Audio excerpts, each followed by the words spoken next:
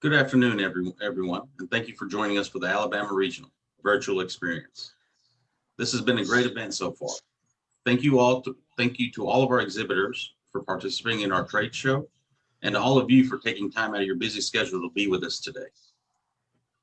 I am Sanjay M. Patel, Alabama Regional Director.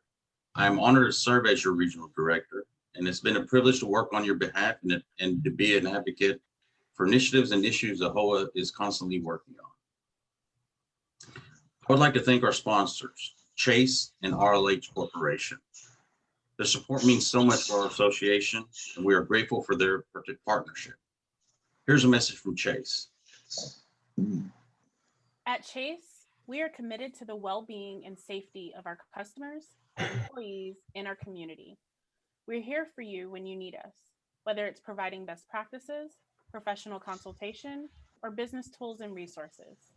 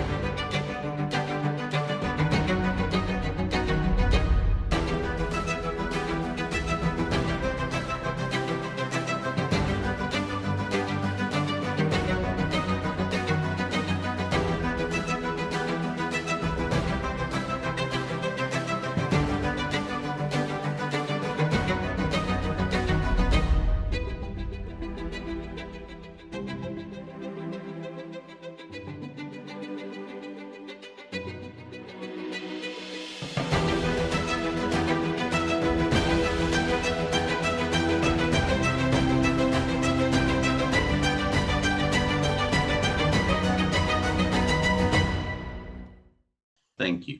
Here's a message from RLH Corporation. RLH Corporation is an innovative hospitality company focused on the franchising of 8 brands, from upscale boutiques to economy hotels. They emphasize maximizing return on invested capital for their nearly 1,000 hotel owners across North America through relevant brands, industry-leading technology, and forward-thinking brand services. RLH Corp thanks AAHOA for being a major industry partner and providing our hotel owners and operators with an association where hotelier voices matter and imperative resources are readily available. Thank you. All right, we have breaking news now. World Health Organization has just declared coronavirus a pandemic at this point.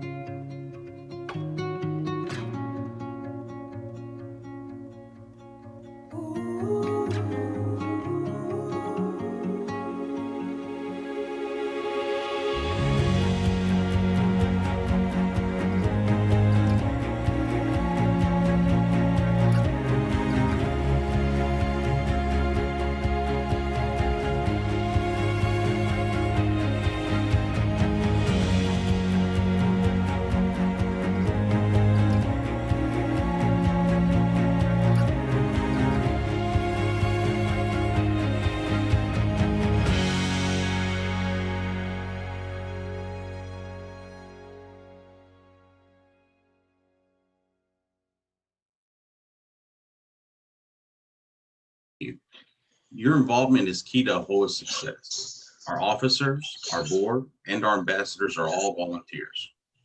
I would like to recognize our Alabama region ambassadors. They work tirelessly to support AAHOA in our region. Ashok Patel, Badrika Patel, Jitendra Patel, Jitesh Patel, Ketan Patel, Manish Desai, Mitul Patel, Nanda Patel, Nilesh Patel, Rupin Patel, and Vijay Patel. I would also like to recognize the Alabama Region 2019 Premier Ambassador, Ashok Patel.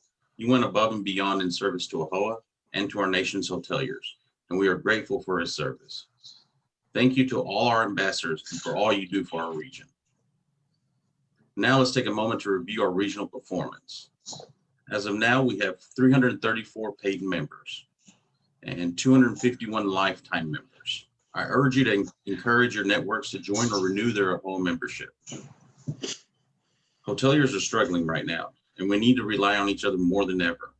If you have a friend or family member who is not yet an AAHOA member, help them out. Encourage them to become a member today and take advantage of all the resources that AAHOA offers. As a reminder, AAHOA membership is free for those of you who own a G6 franchise or are part of the RLH Corporation. Also, if you or a fellow hotelier is a Wyndham franchisee who has never been an AAHOA member, you too are eligible for a free membership. This year, our region has raised $8,490 for the AAHOA PAC. If you have not yet donated to our PAC, you can do it right now securely through AAHOA.com or here at our regional by visiting the information desk. Your support is greatly appreciated. Here are the names of those who have donated to the AAHOA PAC, and we are grateful for your support. AAHOA supports candidates who support small businesses and, more specifically, hoteliers.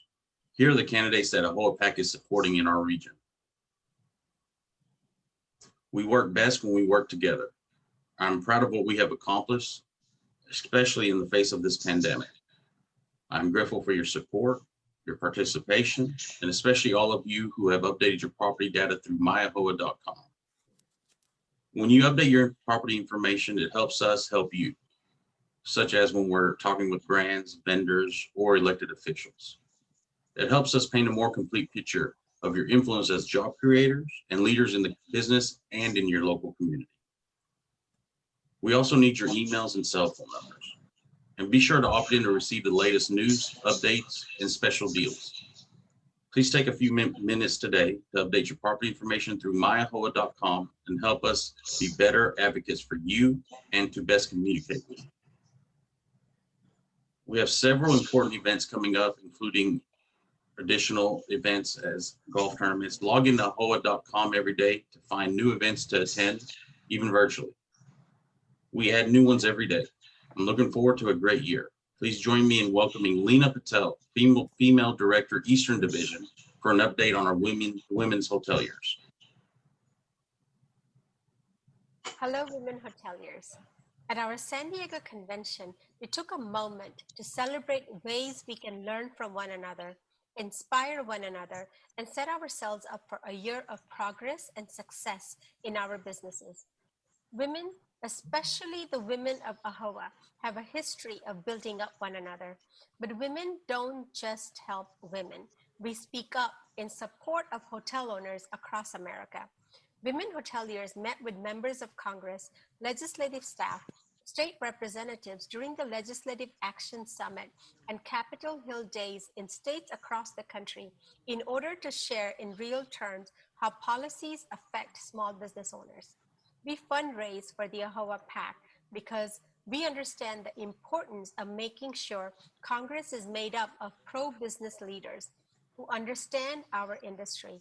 And in the midst of all of this, we continue to give back. We pay it forward. We help the next generation of hotel owners.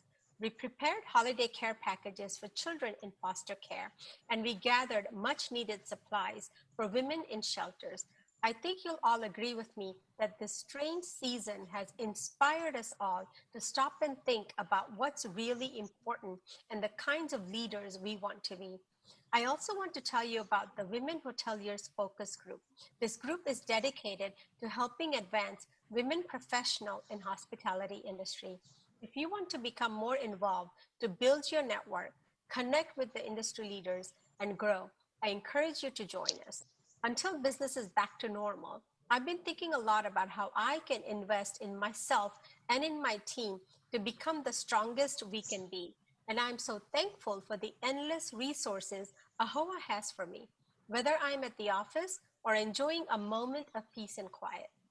If you've been thinking about this too, this idea of taking some time to invest in you, I hope you'll join me. I've thought about a few ways, all the things that I can do on my own schedule at my own pace. For example, taking one 20-minute AAHOA webinar every day between now and New Year's Eve. I want to be more informed about sales, and AAHOA has more than 20 classes on that topic, all free and in a format that fits my schedule. Or maybe even having my team take the new AAHOA PNG Professionals Training in Hotel Sanitization and Cleanliness, the latest training certificate offered from the AAHOA Hotel Owners Academy for hotel owners and their staff. As travel resumes, we want our customers to feel confident and comfortable when they choose to stay at our property. This small step will make a big difference. I hope you'll join me this season in choosing your way to invest in yourself because you deserve it. Thank you. Thank you, Lena. Now we will hear from Bhavik Patel, a young professional director for the Eastern Division, for an update on the next generation of hoteliers.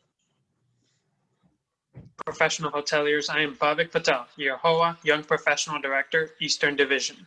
The people on Capitol Hill and in state legislatures across the country might understand on a theoretical basis what we're going through. Sure, people aren't traveling as much these days and the hospitality industry must be feeling it. But the message really hits home when we put numbers in front of them. This is where you come in. You may have heard this before, AAHOA asking you to update your property data. It would have been helpful then, but it's absolutely critical now. We need to paint a clear picture of what America's hotel owners are going through. That means the number of hotels, the number of jobs, and the number of tax dollars governments won't see because of decline in travel. This year, we elected a new Congress, and the fact of the matter is that we will likely need to educate a new class of leaders about the hospitality industry.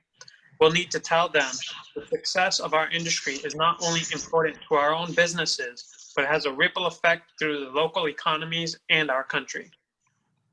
Plain and simple, the most effective way to hit that point home is with numbers.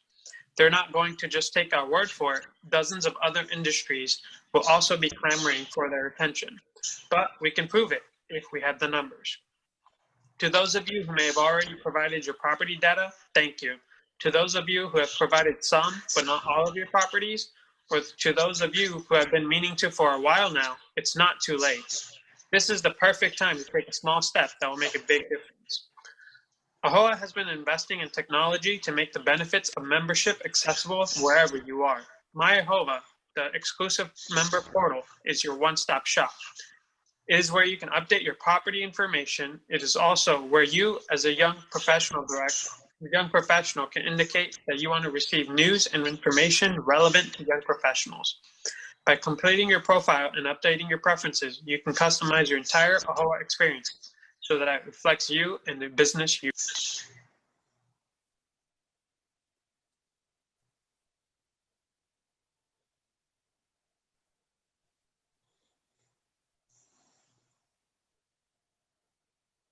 Thank you, Bhavik.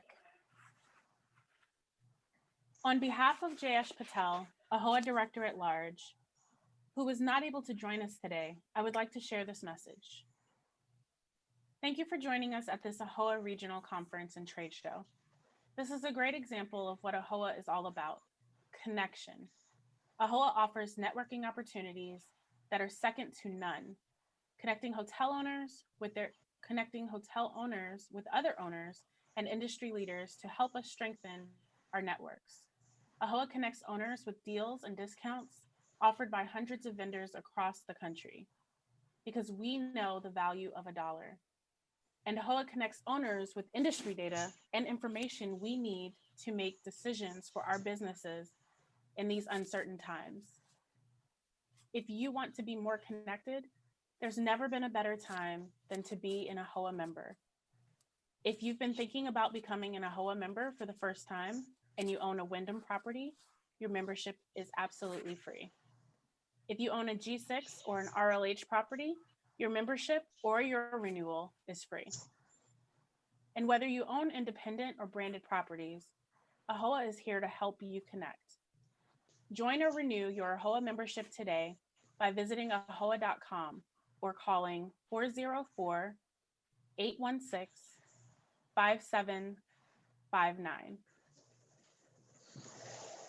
Thank you, Tiffany. I am pleased to introduce our next guests who are joining me to discuss the 2020 State of the Lodging Industry and top issues in our region. Please join me in welcoming our panelists. Myself, of course, your Alabama Regional Director, Nanda Patel, owner of Summit Investments Group of Gaston, Vijay Patel, Managing Member of Venus Hospitality, Mindy Hannon, President and CEO, Alabama Restaurant Hotel Association. Our moderator today is Steve Wolfenbarger, Education Manager of AAHOA. Thank you, Sanjay, and those who are joining us today for the Alabama Education Session. Today's session is a very important one. With the COVID-19 pandemic still going strong across the country, we know that hotel owners have been making big changes to ensure their employees and guests stay healthy. Hoteliers have also been learning to adjust to the changes that have been impacting them. So without further ado, let's introduce today's panel. And if each one of you could take a moment to introduce yourselves, and let's start with Nanda.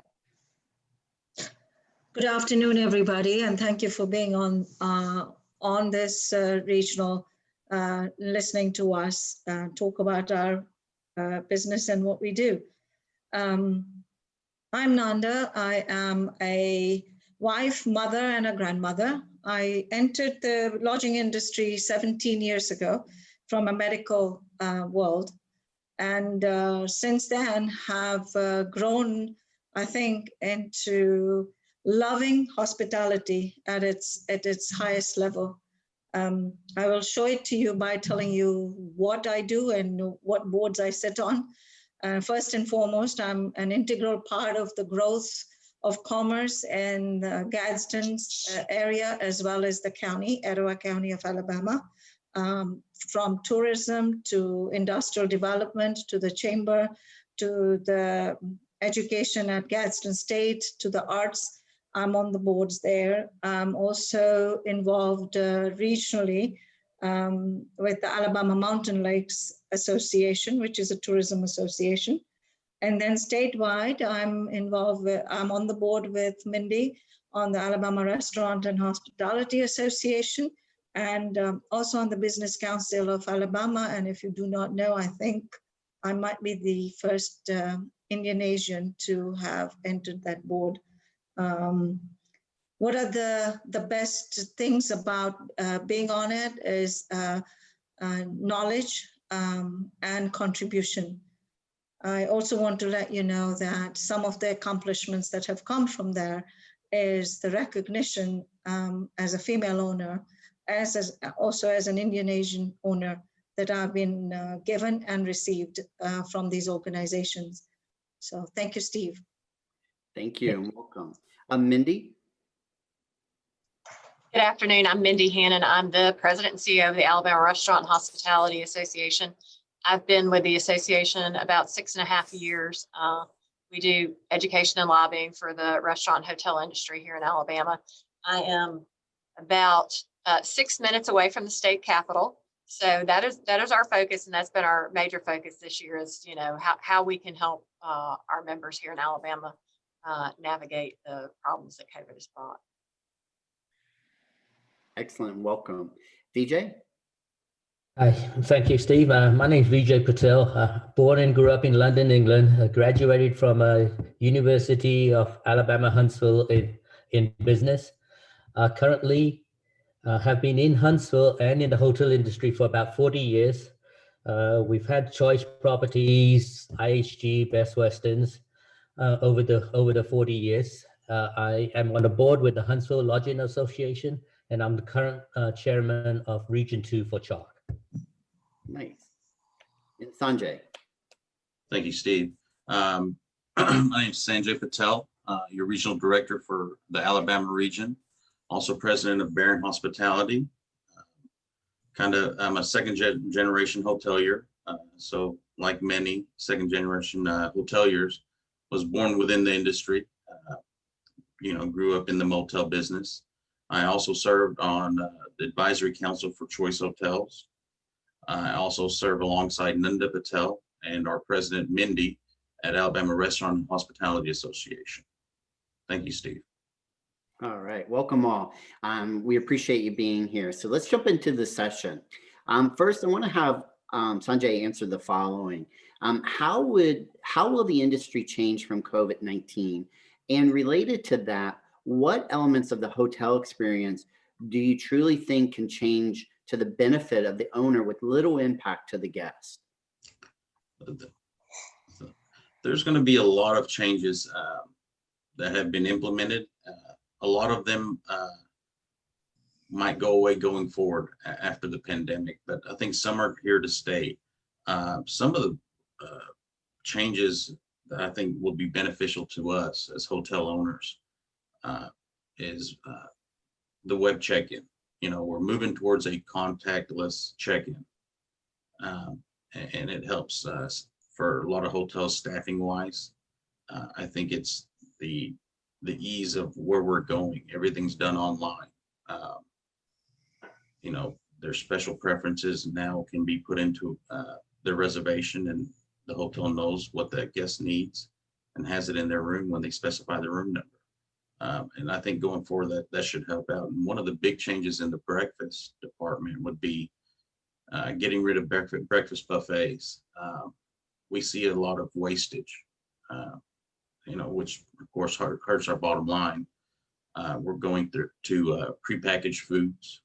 And so I think that's going to add to the bottom line going forward. Excellent. Vijay, what would you add to this? You know, Sanjay made all good points. What this COVID has taught us is that we've gone back 20 years. What I mean by that is now we have limited breakfast. Vendors are negotiating with us when before they couldn't. If 5 years ago, if you would have told us that we're going to serve breakfast in a brown bag, I would have said you're crazy. So things have changed that benefits us on the bottom line, but then also, you know, the extra cleaning, extra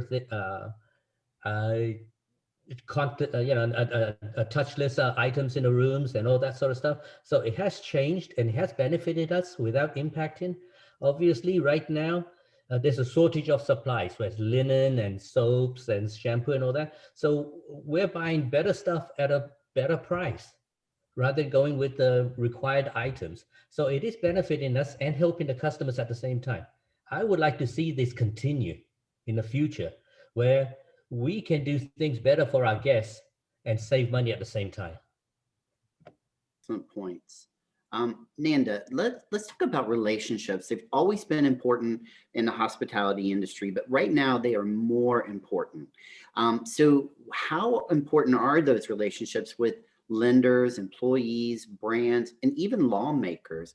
And are there any relationships that are helping you get much needed relief right now?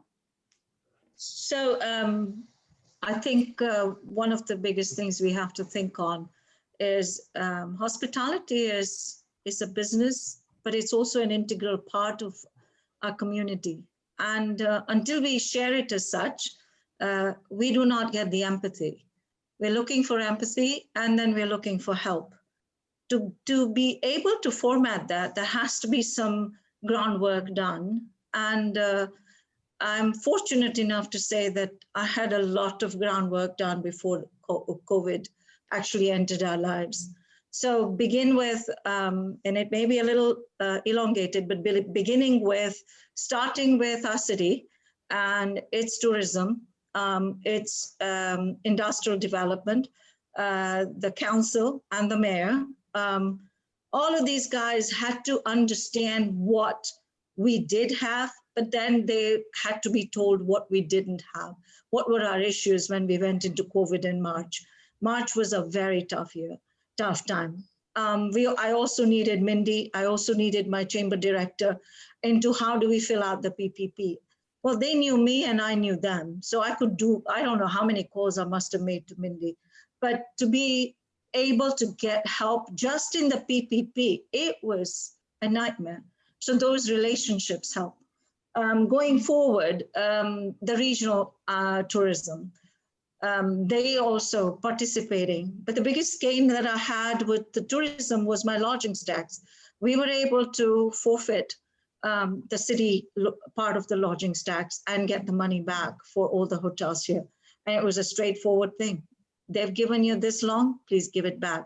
But one sentence happened to make it because we had the relationship. Then go to the state, which is Mindy, who has completely been available all that time, even though we were all at home in quarantine. At phone, Zoom, everything helped. And we were able to pass through from March, April, May into June. Let's take the brand. I think the brand is only as good as you get to them. A lot of brand, I'm an IG owner. Unless we knew the top honchos, it was very difficult because IG, I think, was close to 50% furloughed at the time. So who do we get in touch with? How do we get help? It's important to grab the people, get their phone numbers, let them have a Christmas card, know them who they are, show them what you are interested in. We tend to go towards this, how do I make the money?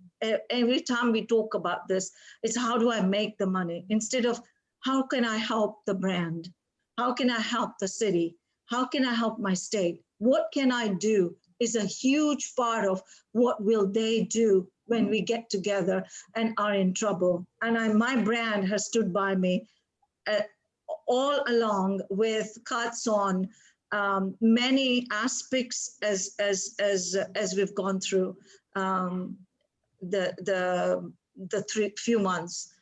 As far as lenders go, I know mine helped in not charging me the principal with the mortgages. That was a huge help.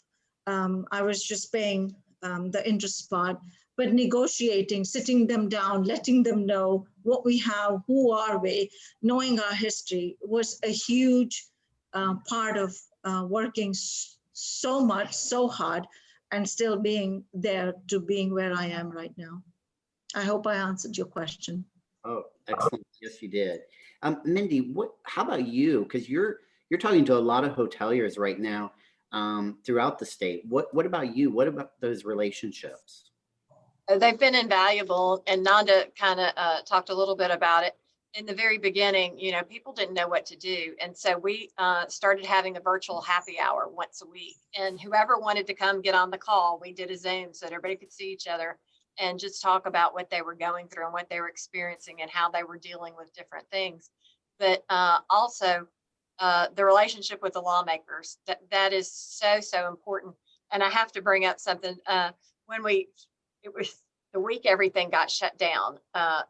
We actually were fighting a bill. This is pre-COVID. We were fighting a bill in our legislature where they were trying to do a tourism improvement district, but it allowed them to raise it and do whatever. It was not an ideal tourism improvement district. It was a really bad one. And so we went to the committee meeting and I had some hoteliers come to testify.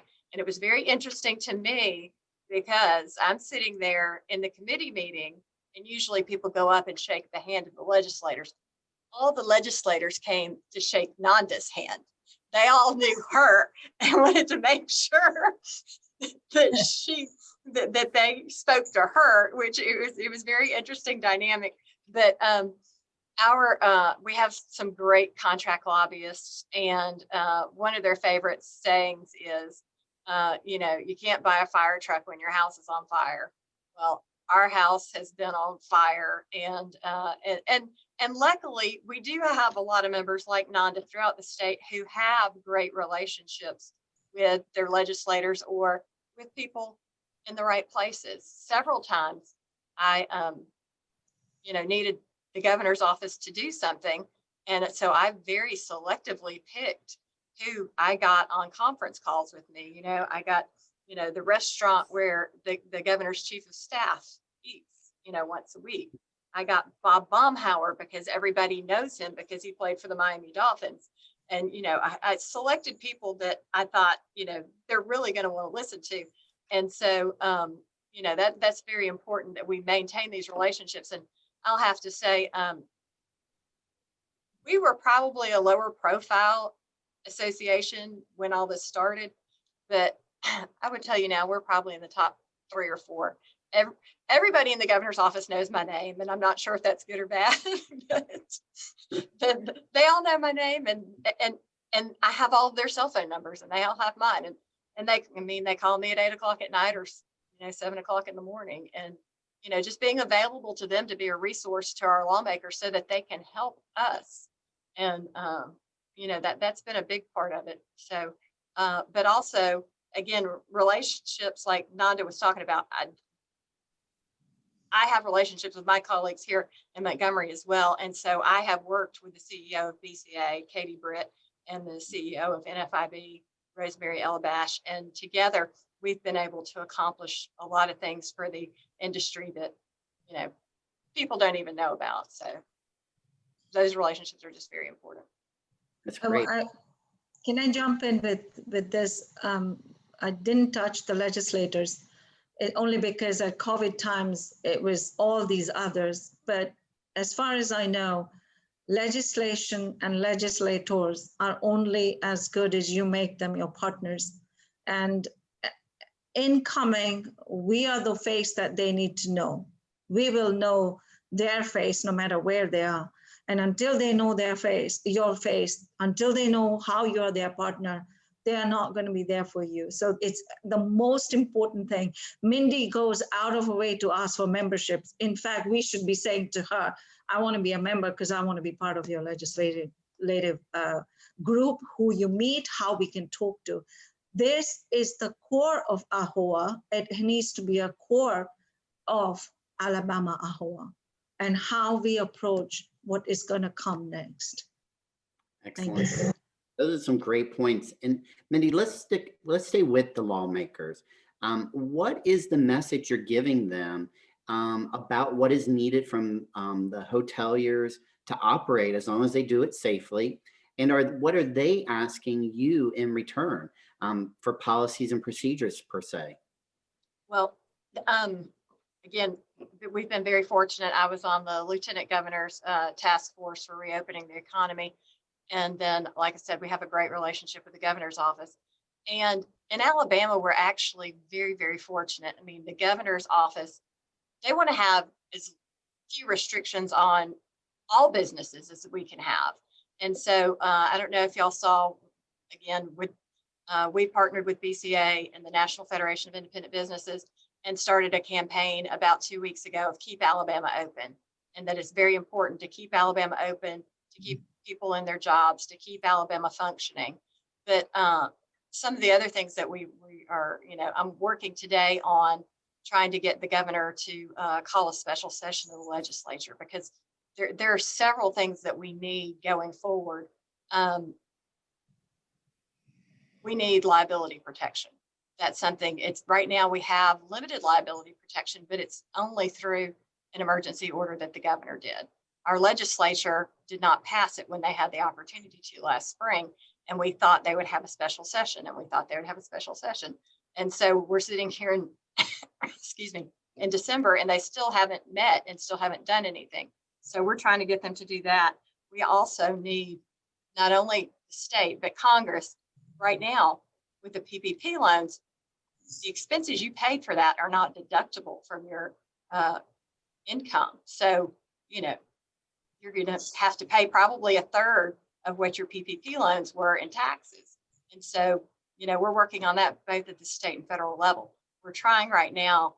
I actually have been interacting with Senator Shelby's office this afternoon, because while we think it may be a part of whatever relief package is next, we also thought there would be a relief package in June or July or August or September. We thought we would definitely have a relief package before the election. So we're trying to get Senator Shelby to attach that the PPP deductibility to an appropriations bill, because he's chairman of appropriations, and that way it gets through no matter what, because we need that certainty that you're going to be able to deduct those expenses. Some of the other things, I just keep hammering in with our elected officials, we need direct financial assistance. I was on a phone call with the Public Affairs Research Council of Alabama. I don't know why they invited me to be on it, but they were proposing a $200 million week-long sales tax holiday. And I was like, that's the worst use of this money I could possibly imagine. And so I was texting some legislators that I knew were on the call. And I was like, my members need direct financial assistance. So again, I got together with a couple of my colleagues and we ended up getting 35 business associations and 38 chambers of commerce to write a letter to the governor. And we requested the Revive Alabama grants. I don't know if everybody has applied for those or not, but you can get up to $20,000 and you can use it for the same type of expenses that you use your PPP for. You can use it for rent, payroll, utilities, mortgage interest, those types of things. And also we are asked that they replenish the unemployment compensation trust fund, because currently in January, we're facing a 200% increase in state unemployment taxes. And so we're trying to avoid that as well. So, you know, that's the thing, is that we're, you know, the message we're giving to our public officials is we have had tremendous economic harm. We were hurt first and were hurt worst. And, you know, we need as much financial assistance as we could possibly get. And it's urgent. Absolutely. And it sounds like building those relationships has really helped you with these hard discussions. So we appreciate that. VJ, I'd like to talk to you about banking and finance. And this is probably where you've had to build relationships. Have you had to restructure any of your loans? And are your lenders working with you? And what's been your biggest need right now on the lending side? I haven't personally restructured any loans yet, but it is a good option moving forward. We don't know what 2021, it's going to get better. We all know that with the vaccine and everything coming. But the lenders right now have worked with us. We work with 3 different banks. All banks have said they've deferred the payments for the first 3 months. One bank even deferred it for another 3 months after that. All right. The other banks have just put us on interest only. But this week I had I went to meet my bank, just say, look, 2021 is coming up, end of the year is coming up. My interest only is going to go. What's the plan going forward? At the end of the day, the banks don't want to run our hotels. Okay, they don't want to run our hotels. The FDIC have told them that as of January or February sometime, they haven't given a specific date, that they're going to force the banks to go to principal and interest. And I told him, I said, look, a lot of places, that's not going to work. You know, we're still in this COVID pandemic. I mean, how's that going to work? He goes, well, they're not sure yet. The biggest need that I see right now, not in financing, but FDIC needs to give more leeway to the banks, where the banks can work with us directly. FDIC, they don't know me. My banker knows me. All right. And my bank's willing to work with me as long as, you know, as long as they're not pressured by the FDIC. I seriously believe that all the top officials, all the CEOs of all the franchises, AAHOA, you know, AAHOA, everybody needs to band together and bring this to Congress, saying, look, let's give the bank some sort of a leeway where they can work with their customers. Because if they don't, and if they do go to principal and interest, we don't know what it's going to be like in early part of 2021. You know? Yeah, absolutely.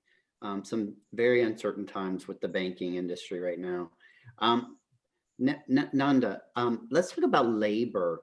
In good times, it's really tough to retain top talent. What are you doing to keep your employees engaged and hopeful? But what are some of your biggest labor issues that you're facing right now? Well, I think when I thought of this question, I was thinking, let's look at it in 2 parts. The initial part from March, and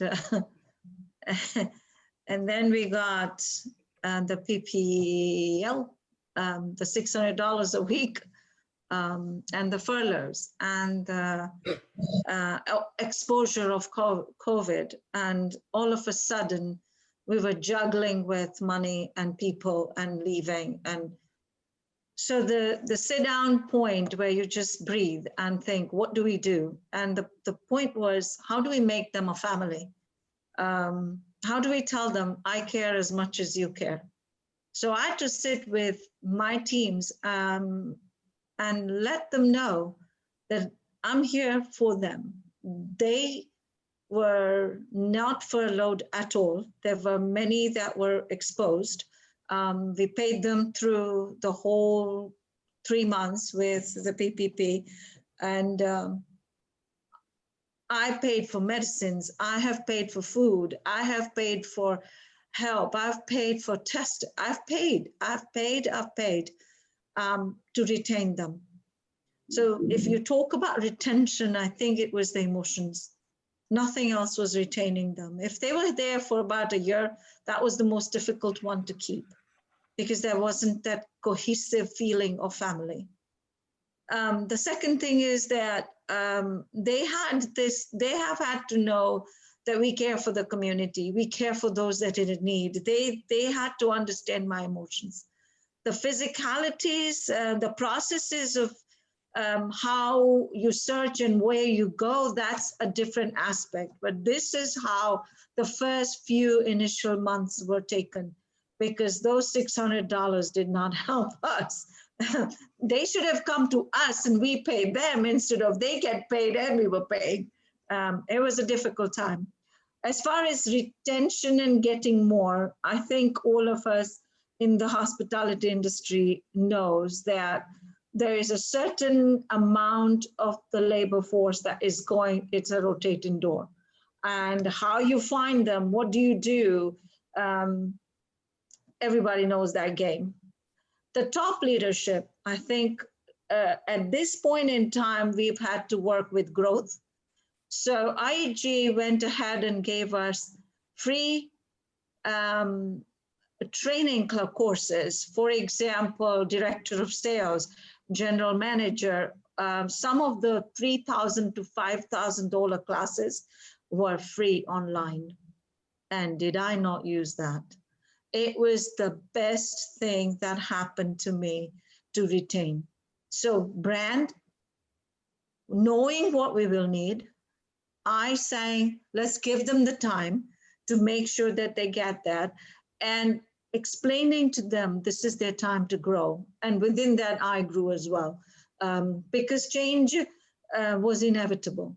Growth was optional. So how do I make that change inevitable, make my growth happen? And that was how I dealt with that. My top leadership, I only had to let one go. Other than that, they're all in, only because of making sure their needs were satisfied, making sure that their time that wasn't the normal time of usage in working with the hotels, how do we make them work and see what can we take them to, was the way I approached it. Excellent. I love that. Sanjay, how about you? What have been some of your labor challenges? Well, when we first got in, we're in the pandemic, I made a decision that all the hotels that we're not going to let anybody go. We're going to, in some departments, we had to cross train to get them more hours. Luckily, that worked out and we didn't have to let anybody go. Unfortunately, when the government unloaded $600 a week, some people did walk away. And that was by choice. And that, sometimes it's hard to say no to money.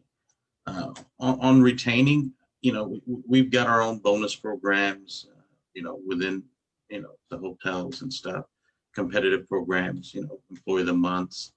But I honestly think one of the biggest things in retaining employees is the personal touch. Know your staff. Spend 5 minutes every morning with each employee. Ask them how they're doing. How's their family? Is everybody well? A lot of times I see, going to other businesses, maybe going to the mall, and I'm sure everybody's noticed this, that you get the feeling that employee is just there just to fill the 8 hours. And so, of course, you don't want that at your own hotel. When a guest walks to that door, they want to feel invited. And so that starts from the top. You know, the employee has to feel that they're important and just as important as anybody else on the team.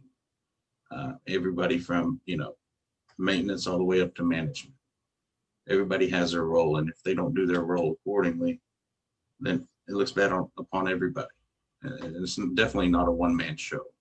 So, you know, one of the biggest things I think in retaining is just the personal touch, you know, talking to your employees, you know. That's great. I love that. And I'm glad it worked out for both of you. Mindy, you talked a little bit earlier about some of the challenges that you're having with the state legislatures. But what are you seeing as the biggest challenge, say on a regulatory side, and where, if any, has the government stepped up to be helpful for you at the state level? We've been very fortunate. Again, I will tell you, early on in April and May, when everything was shut down, when they first made some announcements about reopening businesses, I had a very, I would say, contentious discussion with the governor's chief of staff. It was not a very positive conversation, to the point I had to apologize before I hung up. And so, but since that time, I mean, our relationship has just blossomed.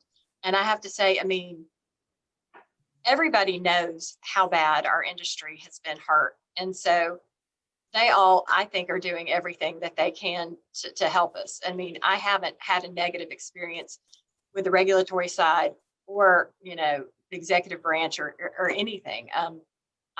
You know, the guy who's the head of the ABC board, I mean, he sends me emails all the time telling me what's about to happen. And so it's just been a really good experience, actually. You know, there's not a cabinet level person that won't, you know, return my emails or my phone calls. But like I said, it was a very contentious time in the beginning. And once I said to them, look, restaurants and hotels employ over 250,000 people in the state of Alabama. You have, you know, 200,000 people that are unemployed in the state of Alabama. You have to fix what's wrong with restaurants and hotels before you're ever going to be able to fix unemployment in our state. And I think that got their attention when they realized what an economic engine we are for the state of Alabama, and that without us, I mean, the people that don't have jobs, the taxes that they don't get, I mean, it really, I think it made an impact that they didn't necessarily understand before. And so since that time, they've been very, very cooperative and helpful with everything we've needed. One of the things I did want to say is with regard to labor, I was on a conversation with the Secretary of Labor one day, and I had some other association people that were on that phone call as well. And somebody said, you know, my people are looking for employees. Why are we paying unemployment? And so I said the same thing. I said, you know, I have people who, you know, can't get employees no matter what they're doing. And I said, so who waived the requirement to look for work? Was that done at the federal level or the state level? I said, I've had that question for a month. They're like, oh, we did it at the state level. And I'm like, why are we still doing that? So as of January 1st, people cannot collect unemployment unless they prove that they're actually looking for a job. And so that'll return some of the people to work, I think. But also, I wanted to go back to the Revive Alabama grants. I've had a dozen people call me who they're CPAs, accountants, whatever they are, told them they're not eligible to get it. You are eligible to get it. Your accountant doesn't know.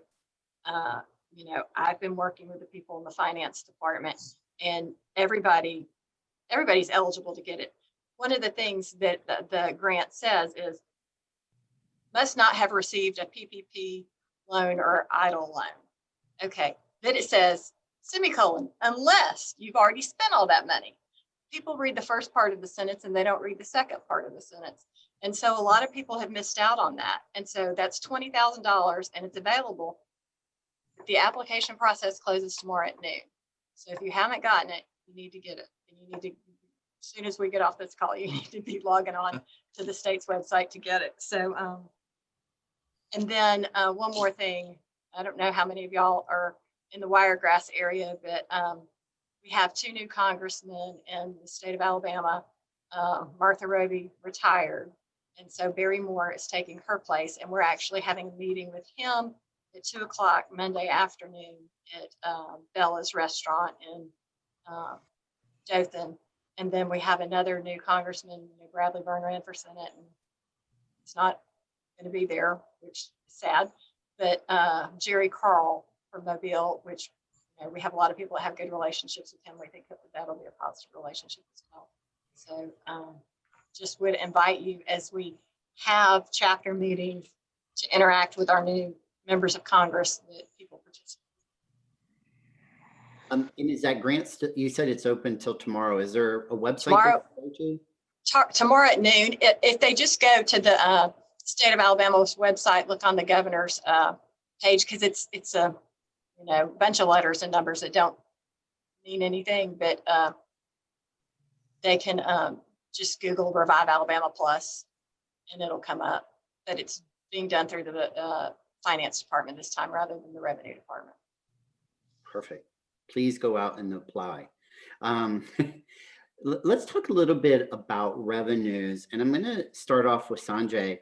How are you forecasting? I know we're almost at the end of 2020, but how are you forecasting for 2021? I think for 2020, I think everybody's budgets went out the window in the forecast. For 2021, with some of the good news that we've gotten of late with the vaccines, I think we can certainly expect something a lot better than 2020. Unfortunately, just with so many unknowns, I honestly think we'll see a 20% increase from 2020. I don't think we'll see much more than that, but it's kind of hard to judge right now. It's just too many unknowns. We all know there's been multiple vaccines approved, but the question now is, when will we have them? And so the travelers, the companies, when will they gain their confidence back again enough to travel, right? A lot of corporate business has gone away. Some of that corporate business is saying, well, wait a minute, I think it's better off that we work from home from now on. And so just like 2020 and budgets and forecasting, it was, there was nobody that can, get it right. 2021 will be a learning experience of what's coming back, what's not, when it comes back. Of course, I don't think it's going to open up full steam. I think we're still between 2 and 5 years away from seeing the numbers of 2019. So, but I think 20% would be a good number to, put a 20% increase in revenue as opposed to what we saw in the year 2020. And VJ, how about you? What are you doing? And are you looking at potentially acquiring some new properties for 2021 forward? What are some of the ways you're going forward in 2021? In 2021, I'm not looking at acquiring properties right now. I want to try and hold on to what we have and see what 2021 is going to bring. Sanjay brought some points up saying that it is going to increase. I really believe it's going to increase. All right. We might not get to the 2019 numbers, but that's okay. 2019 was a good year for everybody. If we can even get to 2017, 2018 numbers, you see, where people were still making a living, the hotels were still doing good, it's still not bad right now. So basically, I'm not looking at buying any properties, but I am going to, reevaluate on how we do business, how we can move forward, and see what we can do before we can jump into other things. Let's put it that way. So that's my personal opinion right now. How about you, Nanda? Same question, or are we talking? Yeah. I think something that Sanjay was talking about, I'm not acquiring new properties by any means. The thought was about 6 years ago, but at this present time, it's banks are not ready for us. Let's just put it that way. The one thing that we have to look at is the numbers, and you can't beat me down. You can try, but I don't work like that. I had in April, I made a decision. I told my staff and I said, look, the 19 hotels around here, they each have 10 rooms. That's 190 rooms. We want them all. And that was my only way. That's the only way I thought of this. I said, there is demand. It is not the old demand that was 2019, but it is demand. And how do I get them all? And I think we've got to look into, this group is multiple different brands. So I'm going to talk to us as a group that's one brand. We have to look at what's the neighbor doing. We have to look at what's the city doing. We have to look at what's the city volume doing. But the one thing I'm quite aware, and that is whatever I'm down this year, that was majority was, and I think we'll all agree, was between March and June. We came back a tad bit. So what it averaged out to is my budget for next year. That's the way I'm looking at this. Because we had a good January, February, we all did. We were still in that 2019 thing.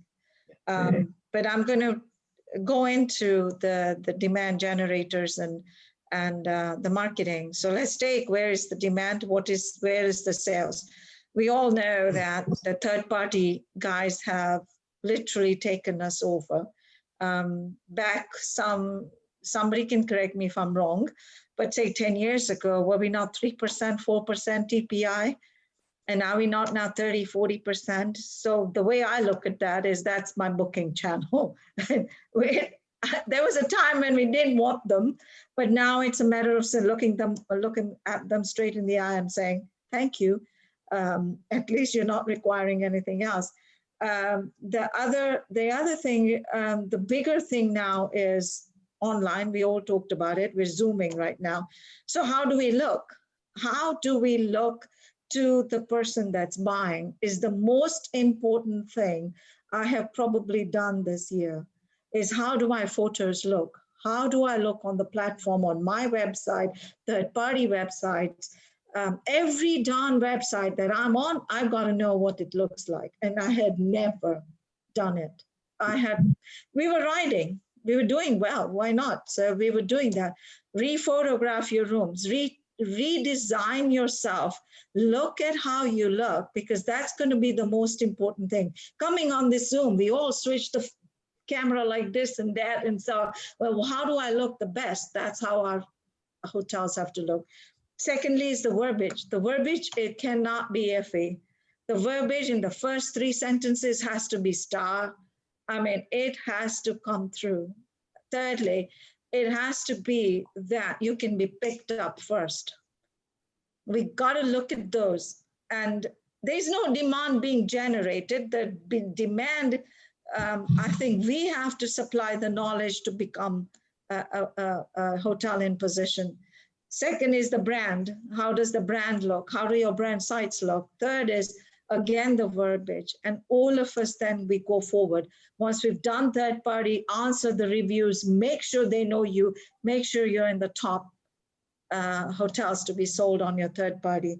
But we all have arrivals and we all have guest in-house reports. These reports are probably most informative because that is inside your hotel.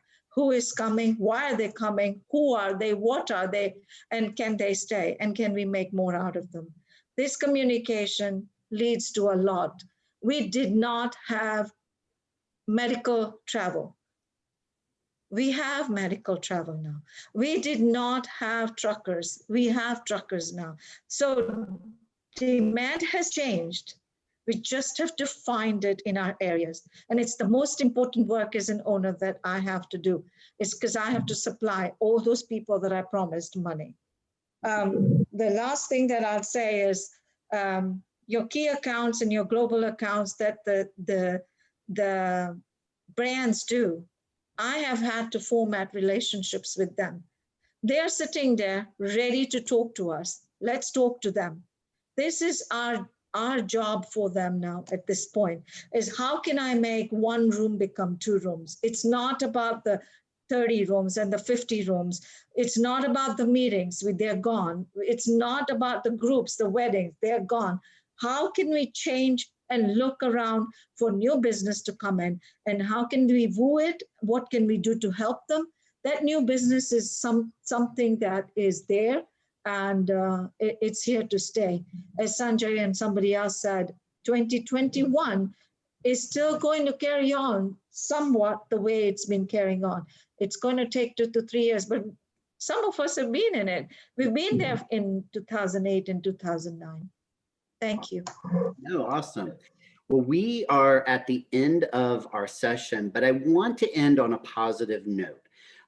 So if you just want a 1-minute response, if you don't mind, so we can end on time, but if you could give one piece of advice to hoteliers out there, what would you tell them that gives you hope for 2021? So let's start with Mindy first.